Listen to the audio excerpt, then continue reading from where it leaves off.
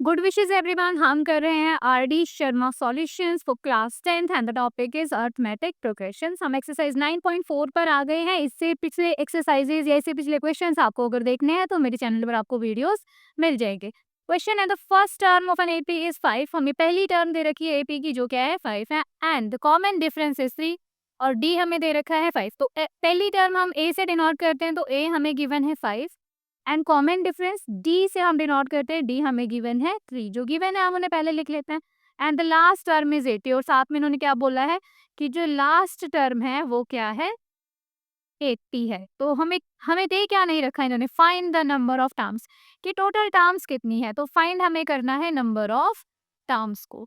तो देखो इन्होंने हमें लास्ट टर्म दे दिए, तो अगर मैं मान लूं कि जो लास्ट टर्म है हमारी वो क्या है n, क्या है n, तो हम लेट कर लेंगे let n be the last term, let nth term be last term. nth जो हमारी टर्म है वो हमारी लास्ट टर्म है। अब इसका मतलब क्या होता है, nth टर्म का मतलब होता है a n। तो a n हमारा कितना है 80।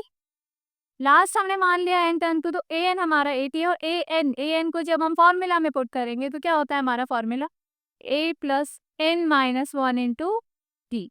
तो ये हमें गिवन है 80 के इक्वल। a की वैल्यू हमें 5 गिवन थी, हम यहाँ पर अब सब्स्टिट्यूट कर रहे हैं वैल्यूज को। d 3 है तो n हमें नहीं पता, n हमने निकालना है, तो n माइनस 1 और d हमारे पास है 3। बस हमने इसको सिंप्लीफाई करना है और यहाँ से हमारे पास आ जाएगी n की वैल्यू। तो 5 plus 3n minus 3 is equals to 80।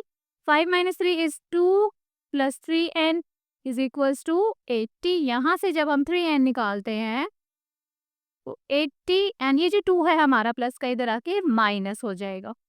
तो 3n is equals to 78, n is equals to कितना हो जाएगा 78 बाय 3। ये जो 3 था यहाँ मल्टीप्लाई हो रहा था, इधर आके डिवाइड हो गया। 3 से इसको डिवाइड करते हैं, 3 2 6 एंड 3 9 सॉरी 3 6 18।